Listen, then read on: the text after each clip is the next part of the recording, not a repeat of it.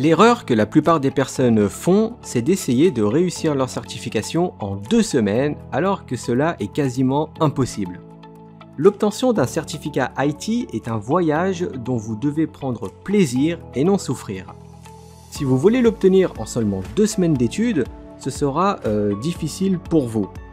Par contre, si vous prenez votre temps, que vous identifiez vos objectifs et surtout que vous connaissiez votre pourquoi vous voulez décrocher la certification, alors vous aurez toutes les chances de votre côté pour réussir votre examen. Dans cette vidéo, nous allons voir les 7 points essentiels que vous devez absolument savoir avant de passer votre certification. Abonnez-vous si ce n'est pas encore fait, mettez votre téléphone en mode avion et je n'ai plus qu'à vous souhaiter un bon visionnage. La première chose que vous devez savoir avant de passer votre certification, c'est que vous devez avoir un plan d'études. La réussite d'un examen IT ne se fait pas sur un coup de tête. Vous devez vous poser les bonnes questions. Avez-vous déjà une certaine expérience sur le sujet ou êtes-vous novice? Combien de temps par jour êtes-vous prêt à consacrer pour étudier?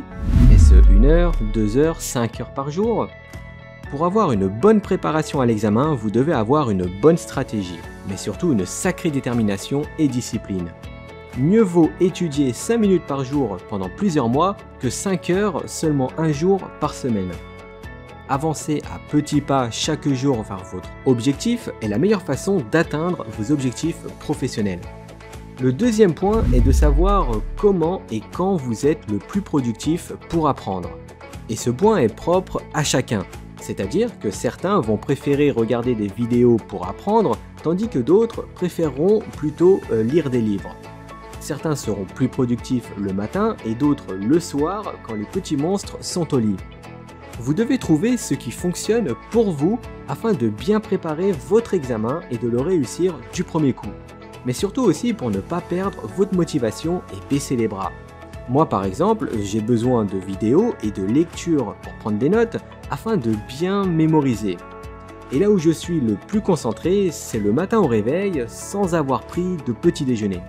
Parce que ça aussi c'est important, si vous engloutissez un McDo et que juste après vous vous mettez au travail, eh bien votre niveau de concentration ne pourra être pleinement efficace.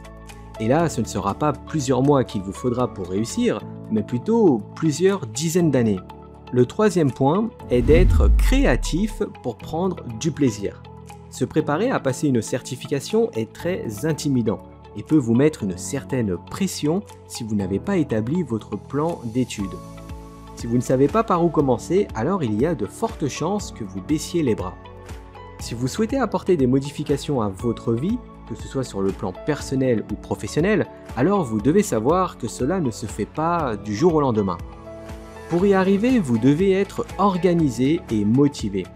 Rappelez-vous sans arrêt que c'est votre carrière professionnelle qui est en jeu.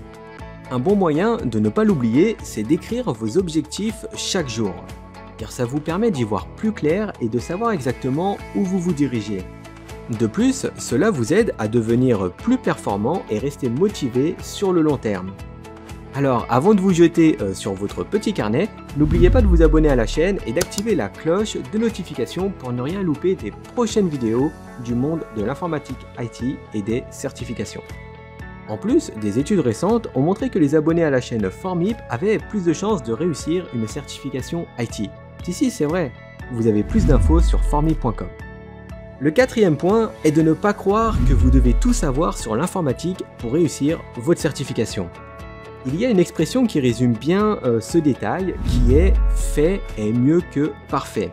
À vouloir faire les choses parfaitement, eh bien on finit par ne rien achever complètement.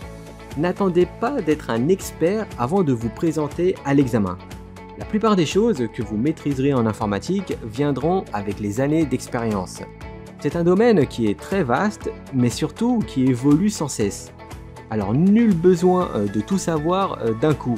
Car c'est bien évidemment impossible et cela vous apportera que du stress en plus. Le cinquième point que l'on va voir, même s'il se rapproche fortement du point 3, c'est de ne jamais oublier pourquoi vous voulez décrocher votre certification IT. Le pourquoi dans la vie de tous les jours, c'est une source de motivation inépuisable. Et c'est important de le rappeler. Décrocher une certification IT n'est pas un sprint. Décrocher une certification IT n'est pas un sprint, mais c'est plutôt un marathon.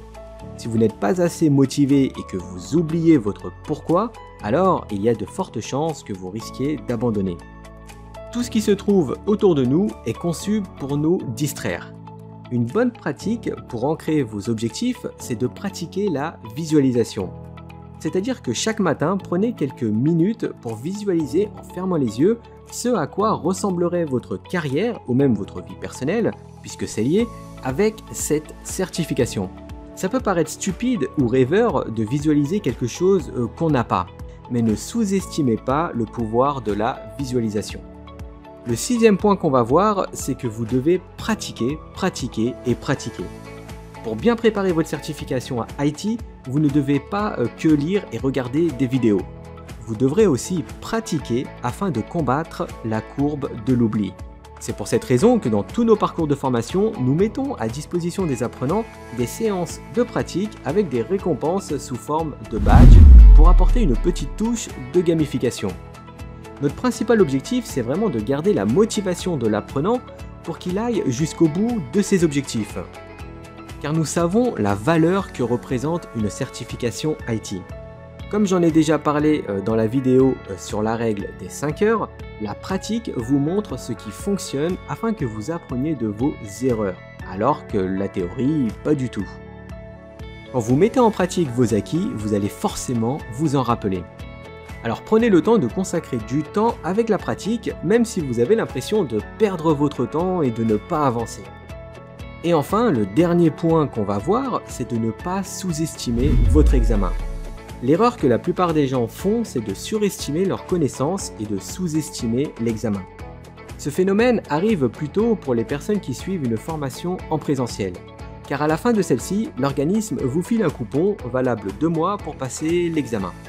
Ce qui veut dire que généralement, même si vous n'êtes pas prêt à passer l'examen, eh bien pour ne pas perdre le coupon, vous irez quand même tenter votre chance. Ce point est le plus important parce que, en suivant ce process, eh bien vous aurez toutes les raisons d'abandonner.